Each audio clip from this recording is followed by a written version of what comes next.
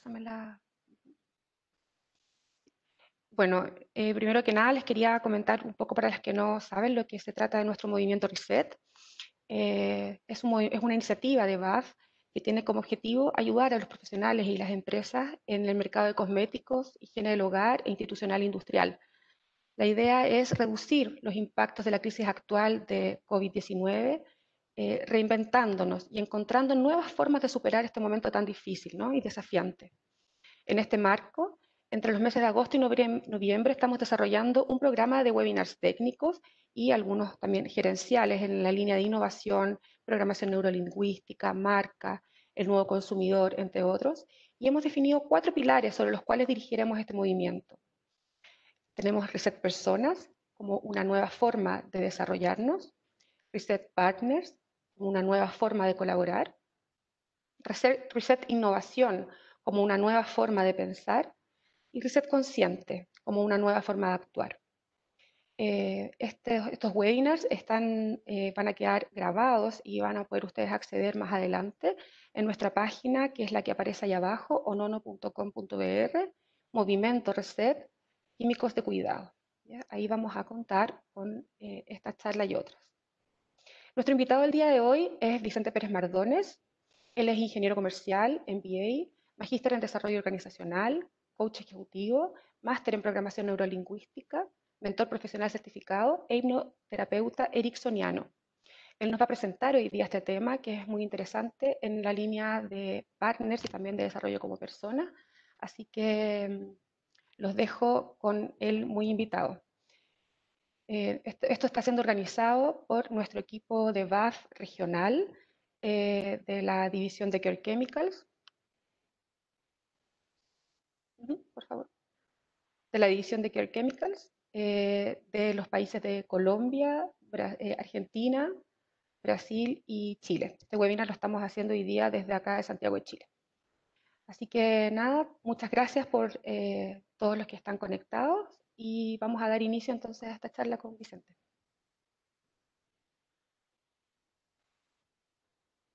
Perdón.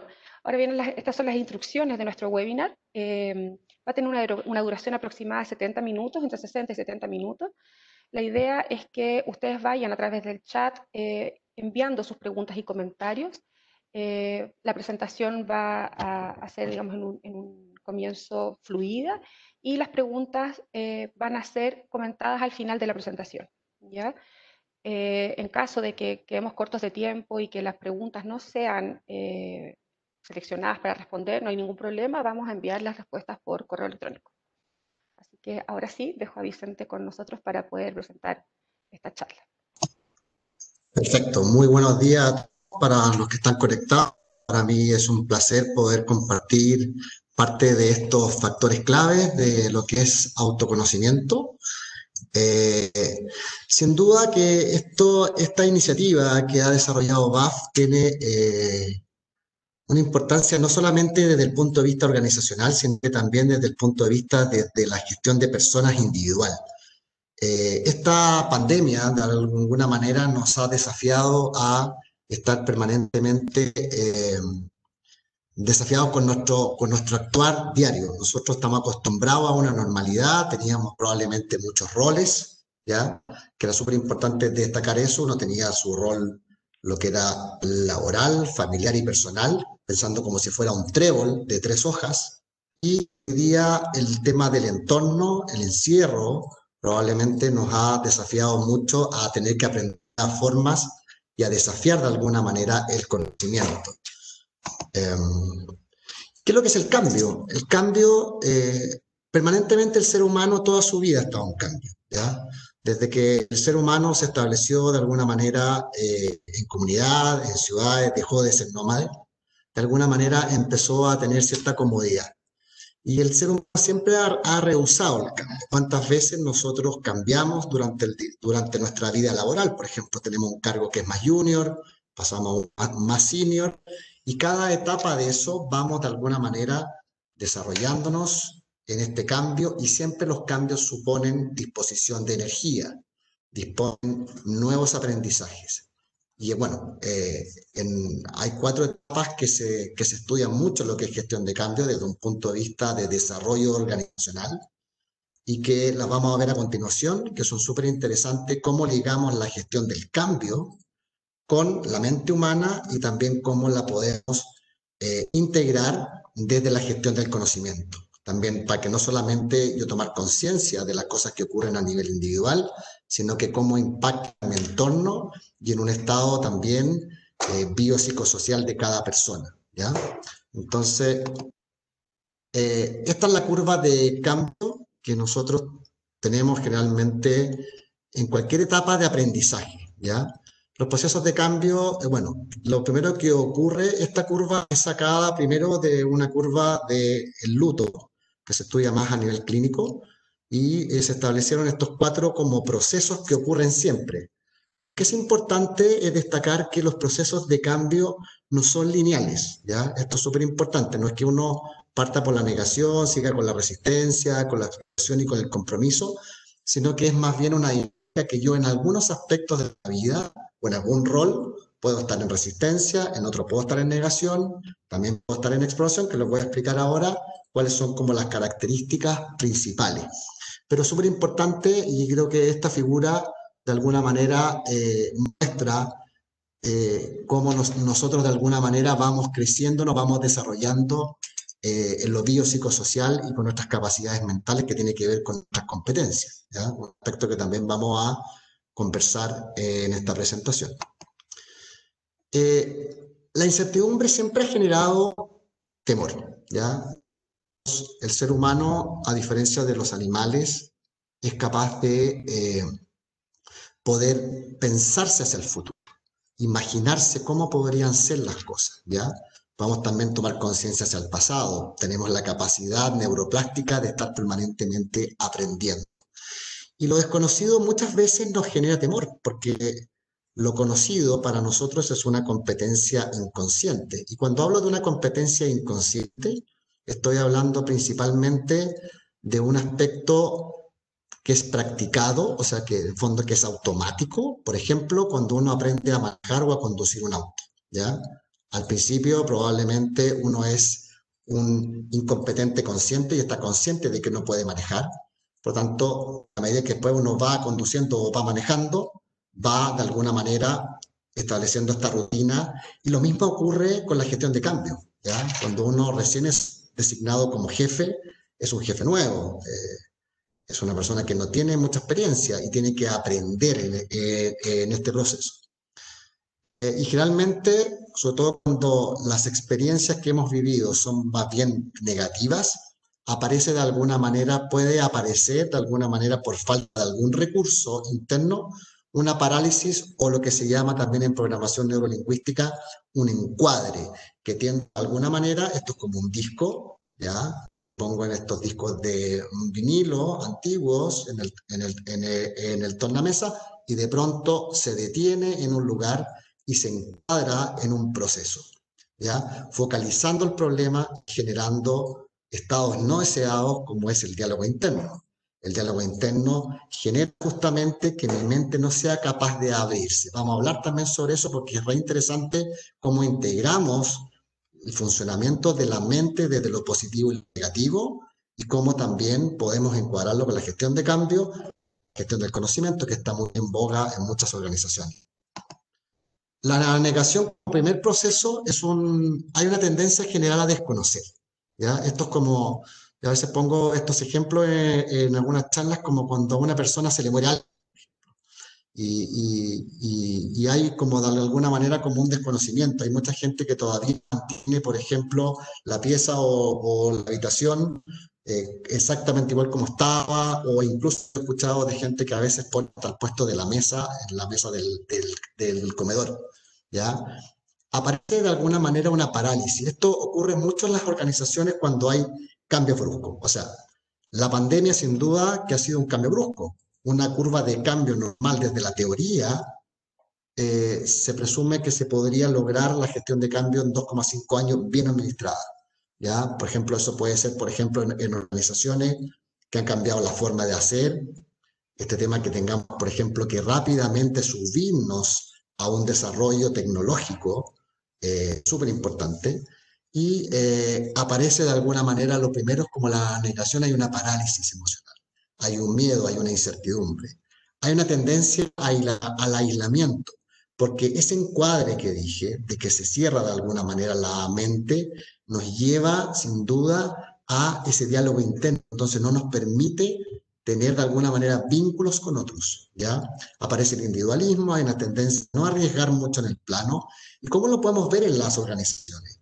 Básicamente porque la gente tiende un poco a desconocer fusiones de empresa, compras, cambios de gerencias generales, cambios de jefaturas. Generalmente ocurre esto. Y hoy día, con el tema tecnológico, sin duda que hay muchas personas que tienen una competencia inconsciente muy desarrollada, se ha practicado durante muchos años un rol, como decía en un comienzo, que está súper bien definido en esto biopsicosocial, que es lo laboral, lo familiar y lo personal. Imaginándonos un trébol, de repente tiene un solo rol y esta se transforma en una sola hoja, ya tiene un solo entorno, donde tiene que compartir probablemente el rol de familia, tiene que postergar o compartir el rol personal y no necesariamente puede ser la misma persona y nos obliga de alguna manera a querer cambiar. Y esta etapa es súper importante porque es asintomática, ¿ya?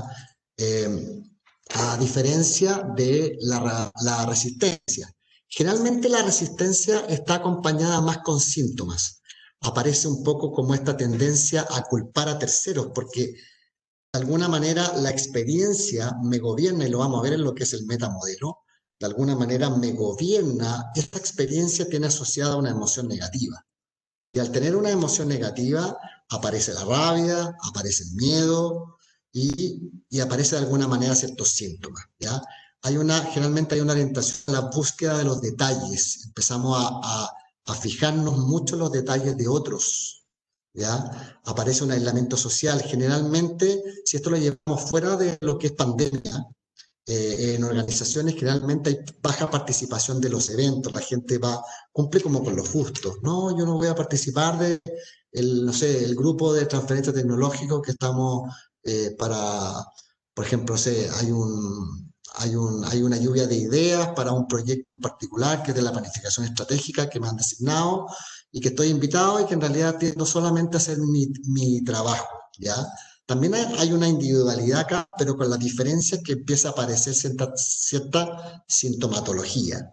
¿Cuáles son las sintomatologías que aparecen principalmente en esto? Licencias médicas, ausentismo laboral, lo que son las fallas. La gente empieza a fallar. Empieza a aparecer también en los estudios, por lo menos acá en Chile, que se estudia mucho, por ejemplo, los factores de doble presencia, que son estos psicosociales que hacen las mutualidades, como la Asociación China de Seguridad y otras, que de alguna manera miden la doble presencia. Significa cómo la gente de alguna manera está con su cabeza en el trabajo y también está con su cabeza en sus problemas personales. Existe de alguna manera una disociación, existe de alguna manera una conexión con algo que me resta energía para poder seguir avanzando. Y síntomas súper claros, por ejemplo, son las añoranzas del pasado. La gente dice, con la jefatura actual o con la que había antes, era distinto. No sé, hay mucha crítica hacia los cambios que se están haciendo en las organizaciones. Entonces es súper importante tener claro esto como síntomas que también aparecen a nivel personal, ¿ya? Aparecen síntomas de depresión, bueno, muy conectados con las licencias médicas, con el ausentismo y con la accidentabilidad. La accidentabilidad está muy conectada a esa doble presencia, cuando la persona va caminando y no se fijó que había un escalón porque va con la mente absolutamente en un diálogo interno. Y cuando el diálogo interno me atrapa, me lleva hacia ese punto, ¿ya? Y aparece después la exploración, que es cuando la persona empieza de alguna manera, o sea, esto todo lo hemos vivido cuando hemos sido ascendidos, cuando llegamos a una organización nueva. La exploración aparece la energía, ¿ya? Se perciben los cambios como algo favorable. Aparece esta ambivalencia, súper importante entender la ambivalencia como que siento que el cambio es súper positivo, pero de otra manera negativo, pero no porque sea malo, sino que entiendo lo negativo del cambio porque supone la disposición de energía para el aprendizaje. ¿ya? Positivo porque se observan esos beneficios. O sea, yo veo que este cambio nuevo de yo ser jefe me puede producir de alguna manera, está muy impulsado con el y con el beneficio propio y con el que yo puedo entregar hacia otros. Y aparece también la necesidad de participar y se consulta con el entorno. Pero hay una disposición de energía. ¿Cuántos de nosotros hemos sido ascendidos y de alguna manera tenemos que disponer más tiempo para el aprendizaje, esa como etapa de adaptación, esa etapa en donde de alguna manera tengo que quedarme hasta más tarde, tengo que aprender, tengo que estar, mi mente dispone más energía para calibrar el entorno, súper importante, ¿ya? Y después aparece la etapa del compromiso. Esto, como les decía, no es lineal. Yo, por ejemplo, en algún aspecto puedo estar en compromiso, en otro puedo estar en negación, en otro puedo estar en resistencia. Aparece un poco la sensación de éxito, aparece de alguna manera como la aparición de la creatividad, ese ownership, de sentirse dueño del mismo proceso, ¿ya?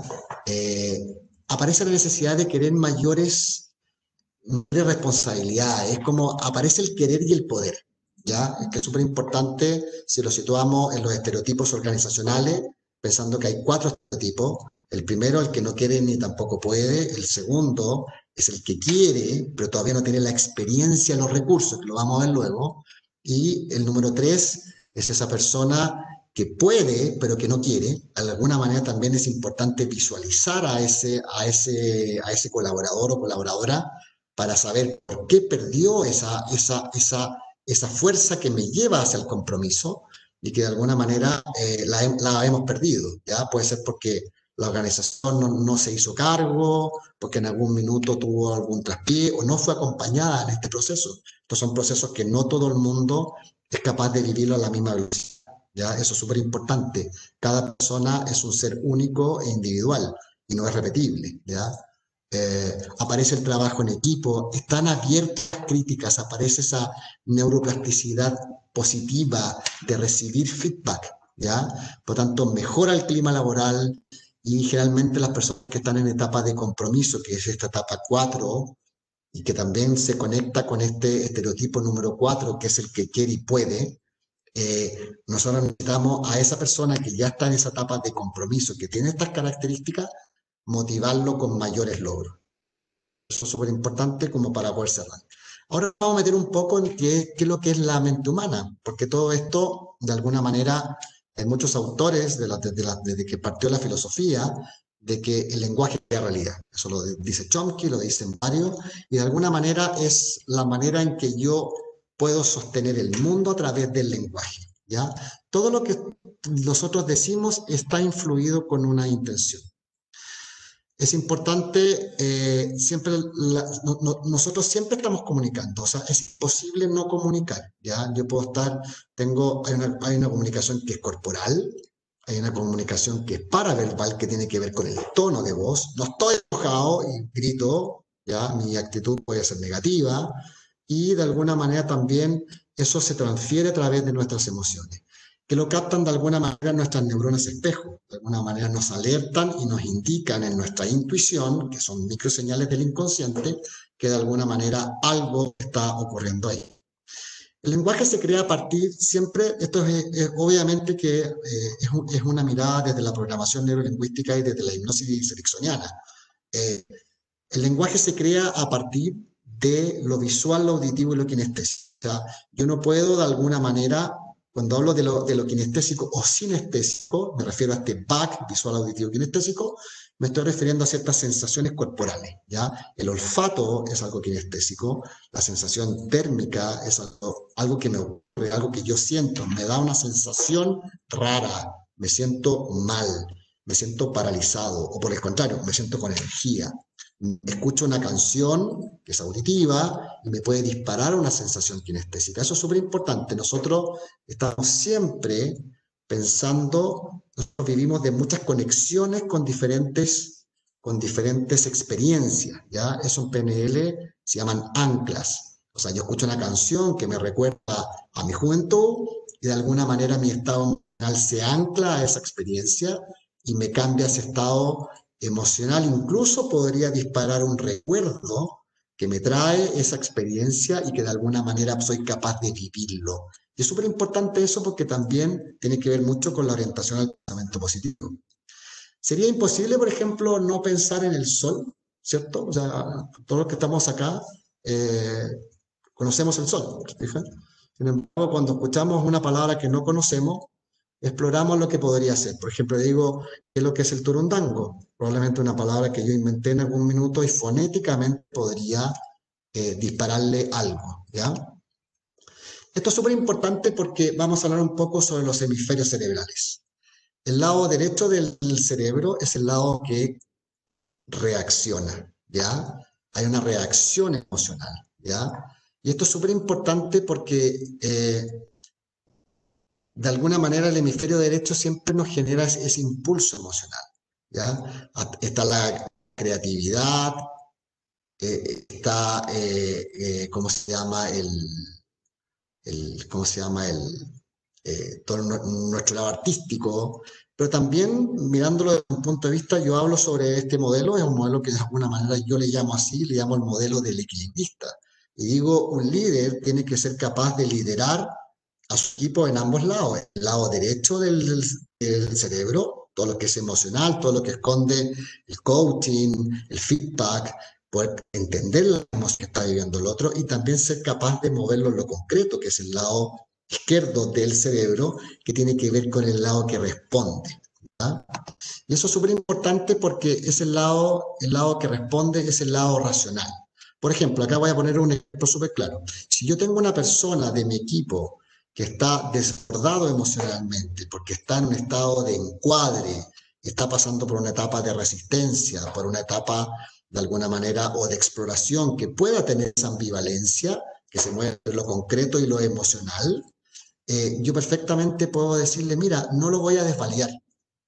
La desvalidación automáticamente cierra y vuelve de alguna manera a la persona hacia lo individual, que lo vamos a conectar después con lo que es gestión del conocimiento, y de alguna manera en este espacio. Entonces, si yo tengo un colaborador que tiene una idea, que está incesante porque quiere, sobre todo en la etapa de la exploración, en la etapa de la exploración, la persona tiene necesidad de sentirse bien, de sentir que ese rol que está viviendo ahora lo está haciendo bien. Entonces, muchas veces, ¿cuántas veces nosotros nos hemos equivocado y decimos, no, eso está mal? Entonces, decirle, mira, sí, lo encuentro súper interesante, no lo desvalido en esa reunión y le pido que la próxima semana lo traiga, lo presente y lo estudie, porque lo que podría ser una idea creativa, ¿ya? Puede perfectamente transformarse en una idea que tiene que pasar al lado derecho, al lado izquierdo del cerebro y tener datos. Entonces yo con eso no hablo la gestión del conocimiento, no lo mantengo en lo tácito, que lo vamos a hablar después, que está en la mente humana de ese colaborador, sino que lo traigo personalmente a algo concreto. La persona en una semana tiene tiempo para poder estudiarlo, darle una forma, calibrarlo desde lo racional, lo que tiene una explicación, y presentar ese dato. Puede ser tremendamente interesante o puede que efectivamente sea una idea que racionalmente desde el lado izquierdo sea rechazada, ¿ya? ¿Cómo funciona la mente humana? Esto es súper importante y acá puse de alguna manera la programación neurolingüística tiene cerca de 20 presuposiciones que se asumen como universalmente correctas y que tiene que ver, una de ellas que es súper importante, es el inconsciente benevolente. Y cuando me refiero a que el inconsciente es benevolente, significa que el inconsciente de alguna manera actúa como un filtro, ¿ya? Cada vez que nosotros tenemos una experiencia negativa, generalmente la mente humana tiende a cerrarse, está ahí como en la figura F11, que es una figura de un lente óptico antiguo, para los que son más jóvenes probablemente no conocieron esas cámaras con esos diafragmas que permiten menos entrada de luz. Y la mente humana es igual que un lente óptico. Entonces, ¿cuánta gente, por ejemplo, tiene fobias? Las fobias son experiencias anclas a tempranas edades que generan un evento emocional traumático que no tiene explicación, que se borra el recuerdo y de alguna manera queda solamente conectado al síntoma, ¿ya? Síntoma que después también es reforzado con otras experiencias. Una persona que tiene una mala experiencia, por ejemplo, con un gato que tuvo a los 5 años, probablemente cuando tenga 15, la repetición de ver gatos puede traer un reforzamiento inconsciente de esa fobia. Una persona que ha tenido una experiencia traumática, un asalto, un abuso o algo, generalmente es conocido que la gente recuerde muy poco. Cuando una persona recuerda, generalmente ese pack visual, auditivo y kinestésico que conversamos en un comienzo que genera el lenguaje, porque la mente inconsciente puede captar hasta 6.600.000 caracteres diarios y la mente consciente solo 2.000 y algo. Por lo tanto, la mente consciente es una aguja frente a una gran piscina que podría ser el inconsciente. Por eso es que la intuición es tan importante, ¿ya? Entonces, desde este punto de vista, cada vez que una persona se va a la negación y a la resistencia y que está dominado por el ego, automáticamente se genera un cierre de las potencialidades de ese colaborador en la organización. Cuando nosotros estamos en ambientes positivos, la mente se abre, me dan ganas de participar, aparece esa exploración, ¿ya? Aparece ese compromiso, sentirse dueño. Yo me siento dueño. ¿Cuánto le hace bien a las organizaciones manejar estos estados emocionales?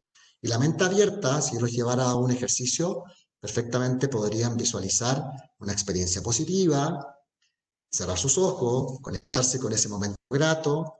Y si yo le hiciera un poco más de profundización en eso, lo más probable es que ustedes lograrían llegar a detalles incluso de llegar a experimentar la temperatura y los sabores y olores que había en ese minuto, ¿ya? De experiencias positivas, por ejemplo, mujeres que cuando han tenido un hijo, recuerdan el olor, la sensación de haber tomado su primer hijo, ¿ya? Personas, por ejemplo, en su matrimonio o cuando se han recibido.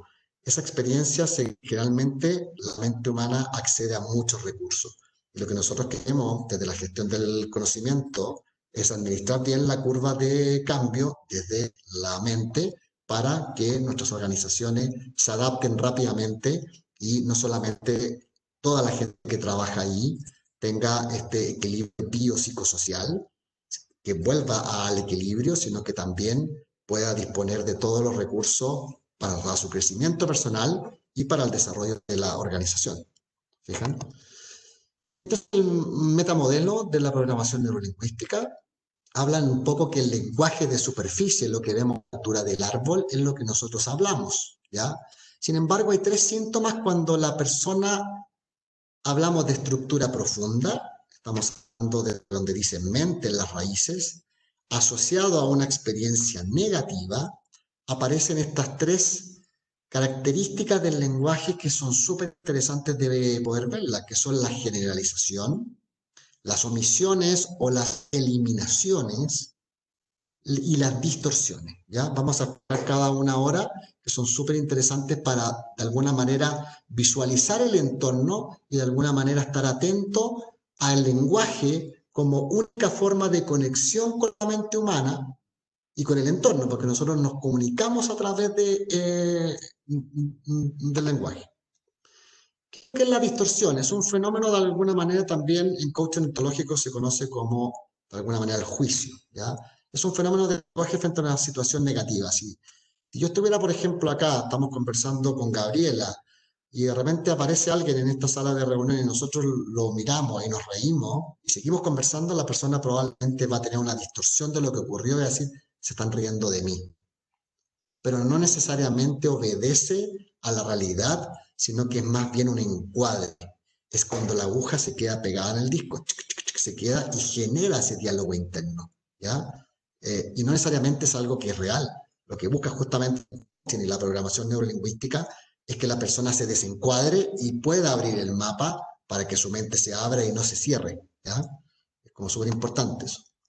La generalización, generalmente hay una tendencia a encuadrar todo, a generalizar, o sea, caer en decir todo en esta organización son personas malas, o todo tipo de profesión son tal y cual, ¿ya? Se pierde esa percepción de la realidad. Tengo la tendencia a meter a todo el problema en un mismo punto, que es ese encuadre, que es ese punto donde de alguna manera la aguja se detuvo y se quedó pegada, ¿ya? ¿Y qué es lo que ocurre ahí? Que caen en la etapa principalmente de negación y de resistencia, ¿ya? No podemos avanzar, la mente se limita, Por lo tanto, no solamente pierde el colaborador o colaboradora, sino que también pierde la organización, pierde los stakeholders, pierde el entorno completo. Y en un espacio biopsicosocial, en un factor personal, pensándolo, por ejemplo, estar en una cuarentena en el hogar, sin duda que genera un desequilibrio familiar y probablemente con costos muy altos desde la emocionalidad, generando estados no deseados para ese colaborador. Y aparece esa percepción sobre el futuro negativa. Son como, no, esto no va a funcionar, esto no es bueno, y aparece de alguna manera esta incertidumbre que como al ser humano no le gusta cambiar, más encima, si no tenemos bien administrado esto, se genera de alguna manera una visión negativa de lo que podría ser el cambio y las potencialidades que puedo disponer en esas competencias para la misma organización. La eliminación, típico, tendencia a respuestas en monociclo. ¿Cómo estáis? Bien. ¿Cómo te ha ido? ¿Tienes alguna idea? No. No confundir con las personas auditivas en las reuniones. Las personas auditivas son personas que hablan poco. En todos los equipos hay personas que son más auditivas. Las personas auditivas necesitan mucha información. Por ejemplo, si yo me voy a ir, por ejemplo, al Caribe y soy una persona visual, yo voy a buscar el hotel, voy a ver la fecha en que puedo y ya me imaginé, la gente de operaciones, ventas, son gente visual, son gente que lo resuelve rápido, está mucho más en lo táctico, ¿ya? Desde el punto de vista estratégico de la organización. Hay una tendencia, entonces el auditivo es una persona que escucha mucho, pregunta mucho y necesita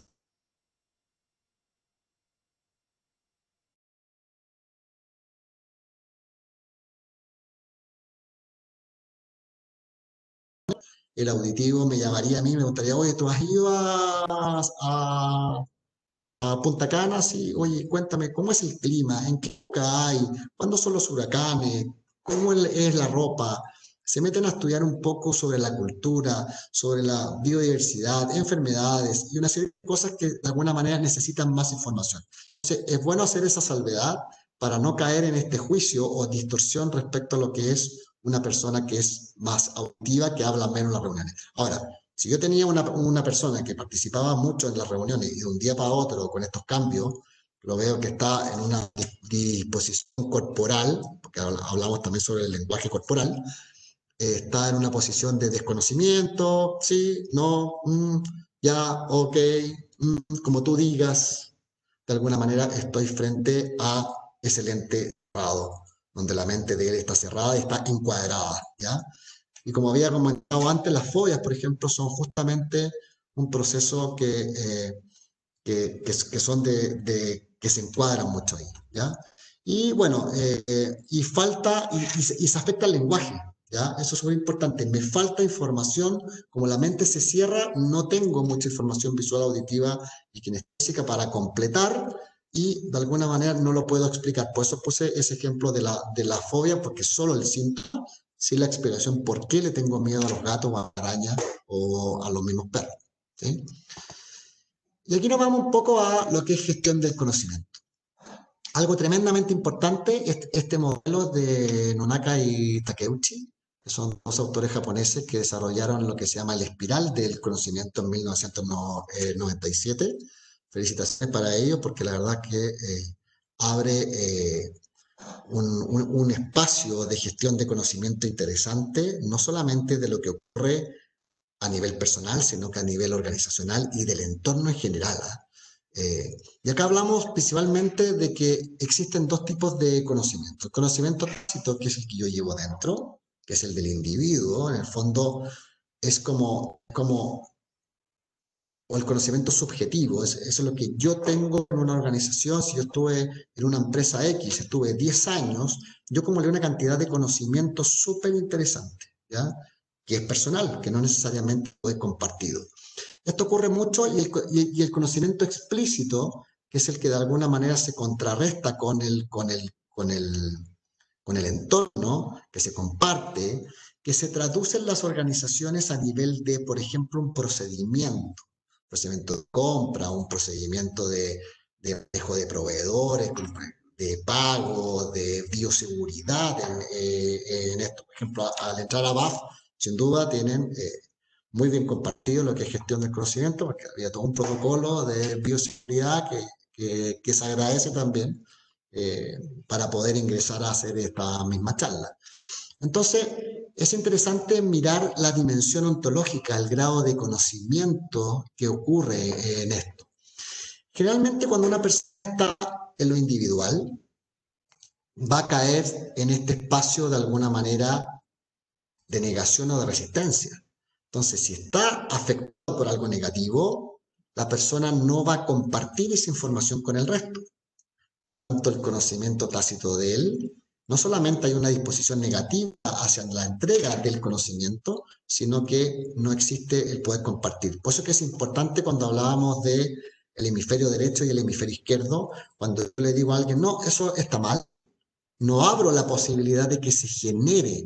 Y si uno se va un poco a explorar la definición de las competencias, cuando uno se va a las competencias, por ejemplo, de liderazgo, que no es una función propiamente tal, sino que es una capacidad de hacerse cargo del entorno inmediato, de mi equipo, y de visualizar hacia el futuro, ¿ya? Posibles riesgos sobre la organización, anticipa problemáticas e incorpora la opinión de todos. Muchas veces llega un alumno en práctica, llega una persona nueva, más junior, y dice, no, pero si él no sabe, y automáticamente yo como organización dispongo un cierre a la mente y la posibilidad de que él comparta una observación.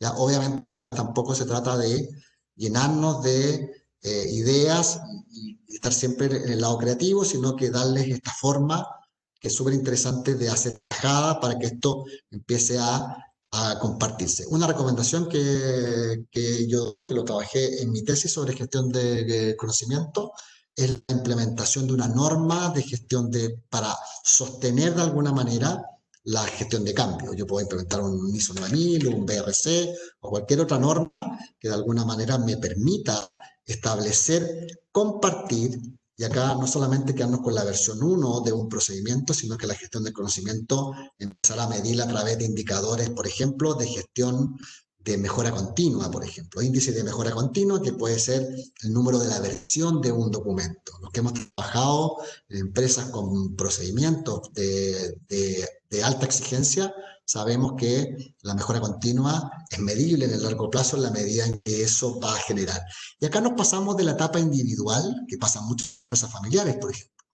Las empresas familiares tienen esta dimensión más bien individual, donde cada uno de alguna manera se disponen como en un feudo, donde está el rey y existen estos feudos, ¿ya?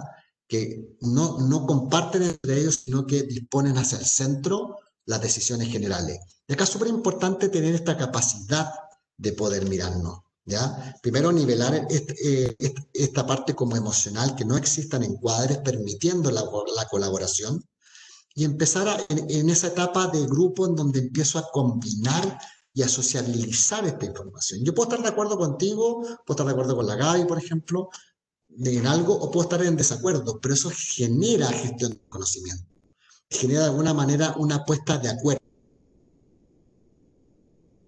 Y llevado al lado izquierdo del cerebro, tiene esta connotación de darle una bajada a la organización. Y acá, por ejemplo, es súper importante porque de la parte grupo tiene que traspasarse a la organización. Muchas veces, y esto yo lo veo mucho porque trabajo mucho en gestión de cambio en empresas familiares, aparecen estas grandes modas, ¿ya? Grandes modas sobre la planificación estratégica y contratan a un asesor en planificación estratégica y se gastan 5 días en un centro especial donde se encierran y planifican, pero eso uno les pregunta después de 2 años y quedó en esos 5 días, en ese gasto, en ese tiempo, en esa desmotivación incluso. Es como las mediciones de clima que no nos hacemos cargo sobre los resultados. ¿Fija? Entonces, esto tiene que bajar. Cuando hablamos de grupo, no necesariamente estamos hablando del grupo gerencial estratégico, sino que también tiene que bajar hacia los diferentes niveles de la organización para empezar a generar esa espiral que empieza a crecer en este modelo, ¿ya? Que le empieza a dar una identidad cultural a la organización. Las organizaciones que llevan muchos años, como BAF, que tiene 150 años, son organizaciones que de alguna manera ya tienen una cultura, porque esto lo han ido trabajando a través de la práctica. Cuando hablaba de estas competencias inconscientes, esa práctica de la cultura, hay una cultura de hacer las cosas. Pero cuando cambian estas cosas, de alguna manera, la forma como lo hacíamos cambia.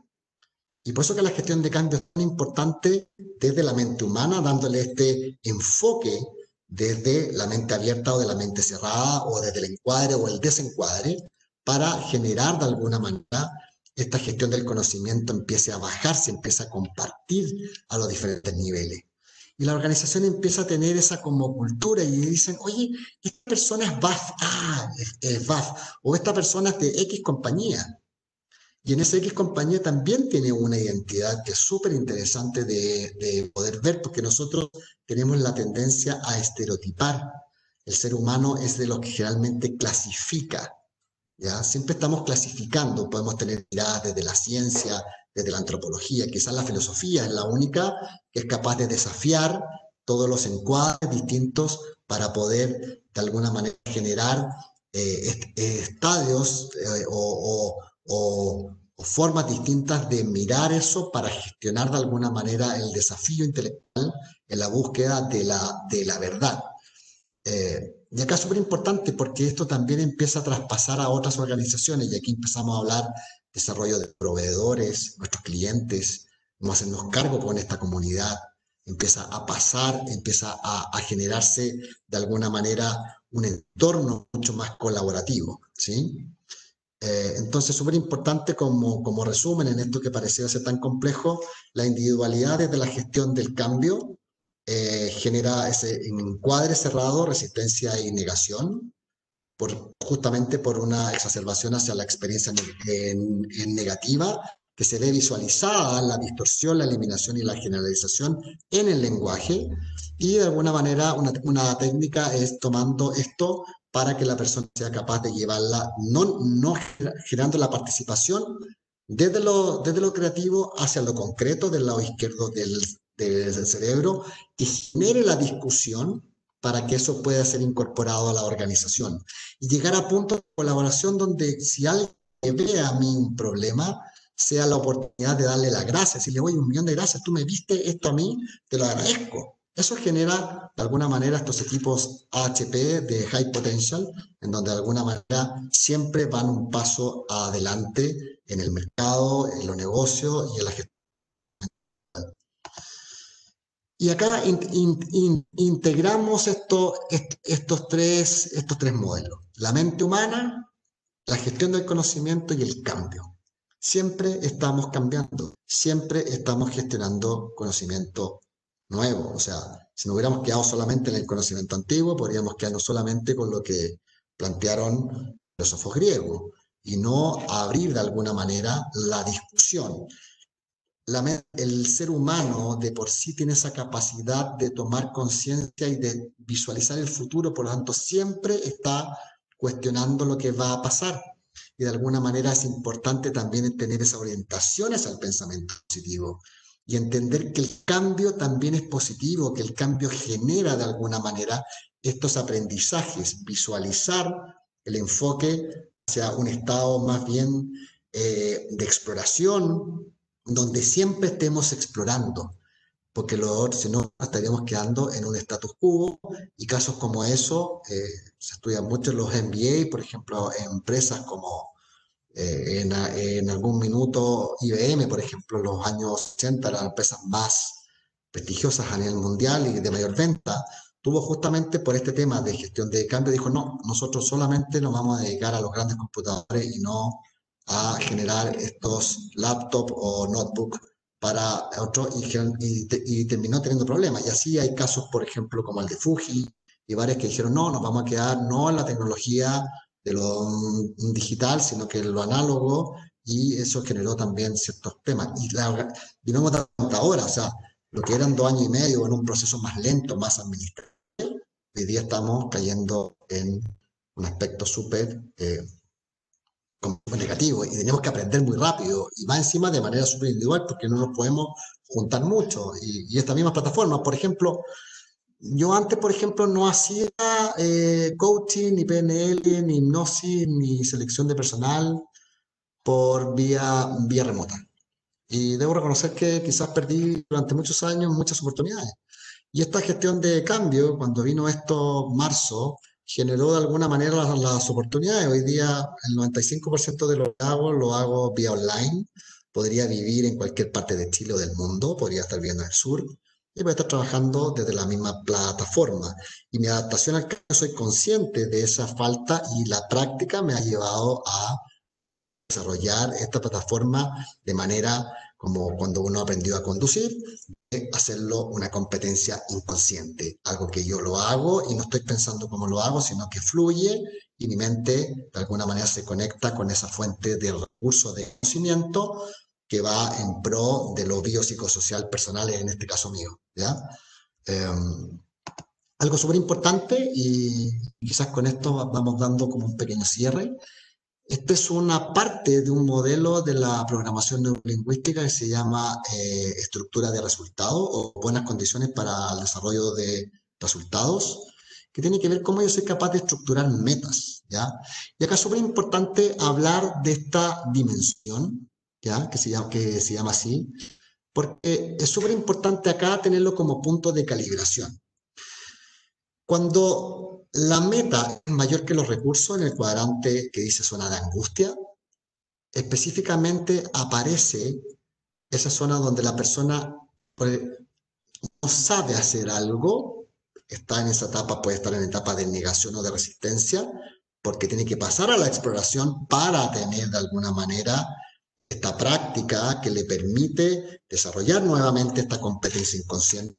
No sabe, está en esa ambivalencia. ¿Se acuerda que decíamos, de alguna manera entiende que es bueno, pero no sabe? Y en ese saber necesita mayor tiempo. Entonces, es súper importante para los líderes desde las organizaciones conocer algo tan básico como las fortalezas y las debilidades y por qué. Esto a veces yo cuando lo trabajo con gerentes en gestión de cambio, es súper interesante porque dices, perdona, pero ¿por qué tengo que saber las fortalezas? ¿Tú sabes las fortalezas de tu equipo? Es súper importante saberlas porque si yo sé que esa persona no tiene muchos recursos en lo tecnológico, por ejemplo, es una persona quizás de edad más avanzada, que no se ha subido, no le sale tan fácil, y yo le pido eso, lo primero que voy a hacer es generarle una angustia, llevarlo al cuadrante de resistencia o de negación y generar que su mente se cierre, porque aparece de alguna manera el ego en este metamodelo cuando hay algo negativo y la mente se encuadra, el ego nos defiende y es una tremenda energía casi muy primitiva que de alguna manera nos permite subsistir. Y aparece la licencia médica, aparecen los conflictos, aparece el ausentismo que hablábamos y aparece también esas licencias, ¿ya? Entonces, la zona óptima es importante para los líderes, porque esto es administración también, de administración de la gestión del cambio. Es desafiar a la persona con mayores, una persona que está en una etapa de exploración y compromiso, que tengo que ser capaz de cuadrar los recursos, no hablo de recursos, estoy hablando no solamente de recursos económicos, sino que estoy hablando de las capacidades, de esas competencias, ¿ya? De las competencias que tanto evaluamos en las organizaciones, como el trabajo en equipo, el liderazgo, la orientación al logro, la capacidad también de desarrollarse bien en otros aspectos. Y también es súper importante ir calibrando, administrando esto. Y de a poco ir entregando retroalimentación a través de este espacio de permitir la creatividad para el desarrollo desde lo individual a lo grupal, organizacional e interorganizaciones del modelo de gestión del conocimiento. Y también ocurre cuando es al revés, cuando a nosotros no, la meta es demasiado baja para nuestros recursos. ¿Y qué aparece? Aparece el aburrimiento. También el aburrimiento podría ser un factor de resistencia o de negación dentro de las organizaciones. La verdad que la gente se aburre y desde el aburrimiento aparece de alguna manera que la mente se va con hipnosis cuando vemos una película fome o estamos viendo algo que nos aburre o un discurso demasiado largo, nuestra mente entra de alguna manera en un trance, que de alguna manera también es la capacidad que tienen algunos eh, grandes oradores, de poder transmitir y de manipular a las personas a través de discursos largos. Son conocidos varios, sin entrar en temas históricos, pero son varios los que han ocupado esa oratoria larga para generar este cansancio, que de alguna manera cae en el aburrimiento y desde ahí entregar mensajes al inconsciente, ¿ya? Entonces uno entra en un estado de trance, poco participativo, la gente no se siente muy identificada y también el aburrimiento podría generar de alguna manera a la larga un encuadre más bien negativo, ¿sí? Y eso es. Sí, estamos bien en el tiempo, Gabriela. ¿Sí? Sí, estamos perfectos en el tiempo. Muchas gracias, Vicente, por la exposición. No sé si tenemos alguna consulta. La verdad es que más que nada me gustaría saber cómo en la práctica podemos cada uno de nosotros llevar esto a cabo, de realizar nuestro propio cambio interno y en el fondo eh, de esta adaptación que nos ha tocado hacernos cargo a raíz de esta pandemia, ¿no? Entonces, no sé en ese sentido si nos puedes dar un par de tips con el cual poder nosotros ejercitar y trabajar, ¿no? Bueno, sí, es una muy buena pregunta porque efectivamente lo primero que yo puedo recomendar es tomar conciencia de estas etapas. O sea, tomar conciencia significa nosotros, el ser humano no está muy seteado en los últimos años, vamos tan rápido, la velocidad de cambio es tan rápida por la tecnología, etcétera, por la revolución tecnológica, que de alguna manera la mente le cuesta adaptarse. Entonces nosotros vivimos muy en función de otros, vivimos muy conectados con el entorno, no necesariamente con lo que nosotros, con el autoconocimiento, ¿ya? Estoy súper contento que se esté desarrollando mucho más a nivel cultural el mindfulness, el yoga, la meditación, porque son espacios de alguna manera que permiten estar, aunque sea por poco rato, ¿ya? O por poco tiempo, estar conectados de alguna manera con una autoconciencia. Y acá yo lo que principalmente le recomiendo para no caer en estos estados es hablar de esto biopsicosocial. Y acá yo te hablo sobre que la vida es un trébol, ¿ya? Que debería, en términos teóricos, no en cantidad de horas, sino que en importancia, de ponderación que le doy, hablar, por ejemplo, de que cada hoja de este trébol, lo laboral, lo familiar y lo personal, debieran estar en este equilibrio para no generar esa sintomatología que me puede llevar a los encuadres y a una enfermedad, sino que pensar quizás en que el trabajo es importante en un 33,3%, un 33,3% en lo familiar y en lo personal. Entonces, ¿qué es lo que cuesta en estos periodos? Es tratar de enfocar la mente hacia aspectos positivos.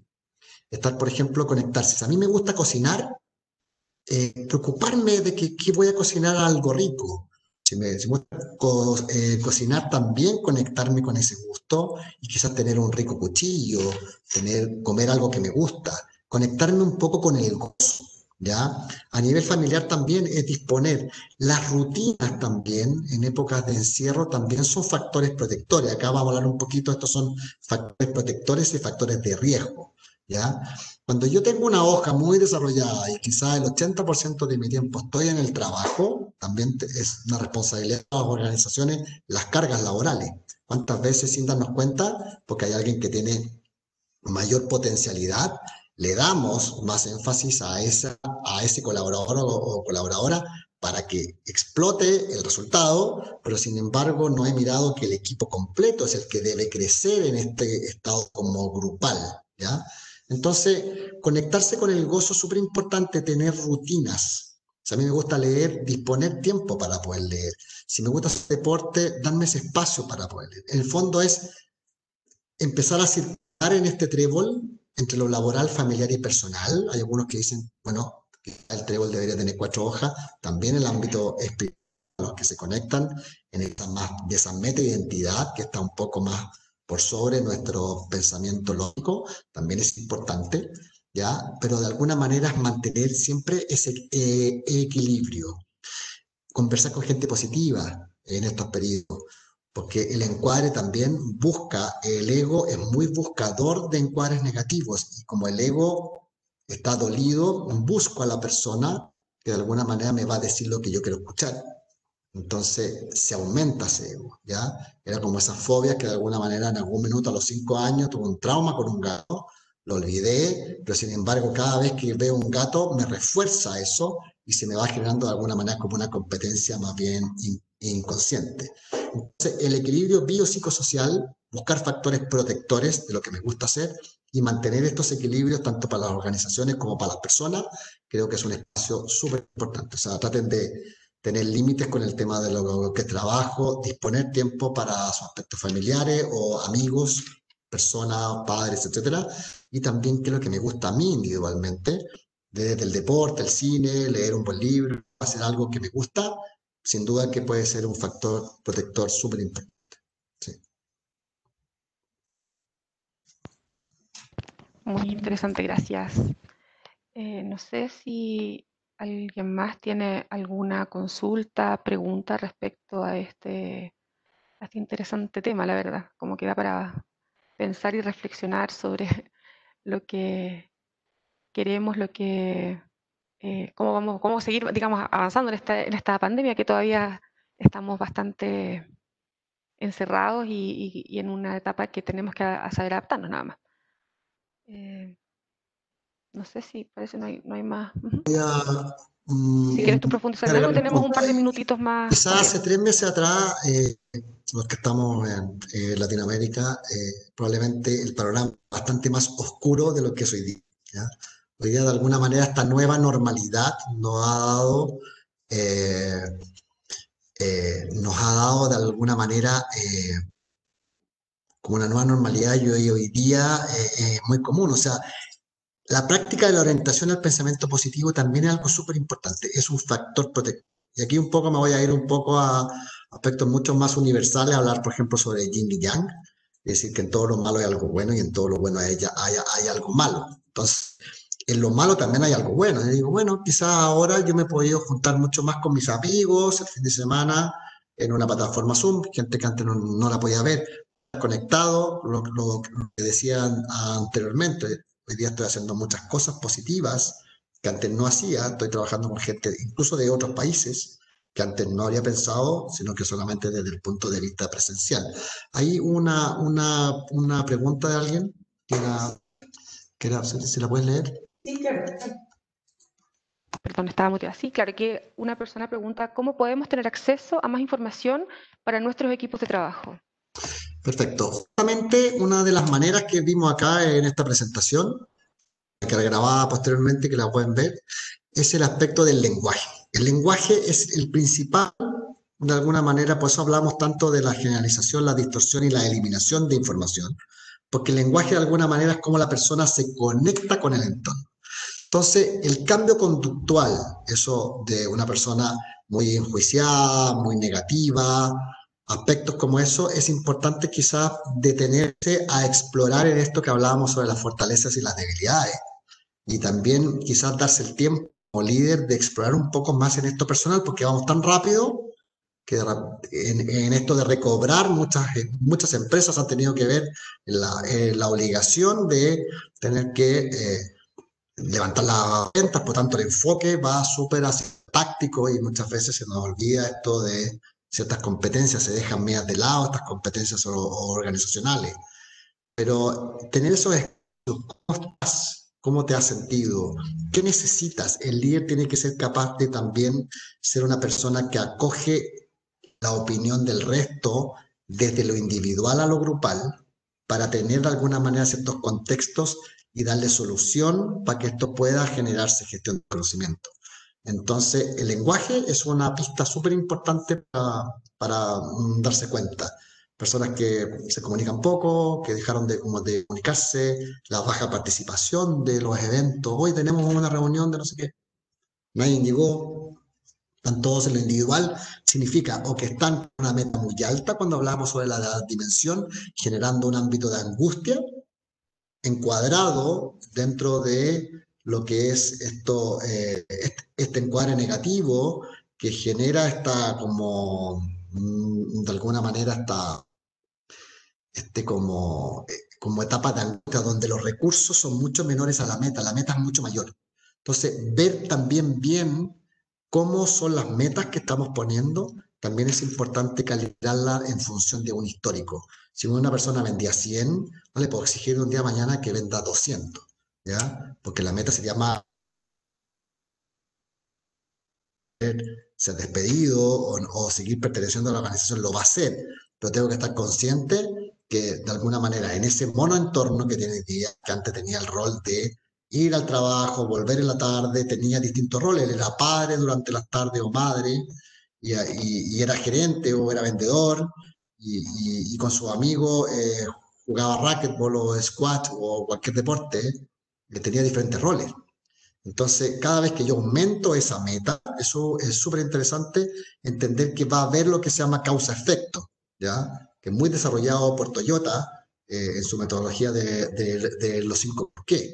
Llegar quizás a la causa raíz de saber por qué ese colaborador, de alguna manera, hoy día está frente a una meta mucho más que genera angustia, que distorsiona su lenguaje y que se encuadra en la eliminación, perdón, claro, en el lenguaje con estos tres efectos y que cae en la gestión del conocimiento en lo individual sin compartir quizás lo que necesita, generando un desequilibrio en lo biopsicosocial, por lo tanto quizás me va a cumplir con las metas, pero eso no es sostenible en el largo plazo porque de alguna manera me van a aumentar las licencias médicas, me va a aumentar la acceptabilidad, que también impacta no solamente en el equilibrio de la organización como cultura, sino que también son efectos poco deseados, ¿sí?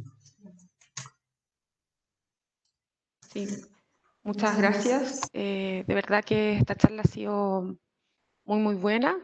Nos deja, yo creo que a todos un poco, no sé, inspirados a poder seguir avanzando, a poder ocuparnos de nosotros mismos, que es muy importante, no dejar de lado ninguna arista finalmente y tratar de integrar todo, ¿no? En este tiempo de cambio nos toca eh, trabajar en esa línea. Así que, bueno, muchas gracias también a todos los asistentes em, por su presencia y, bueno, nos vemos entonces en en un nuevo webinar más adelante, les vamos a estar informando para que puedan participar y atender aquí.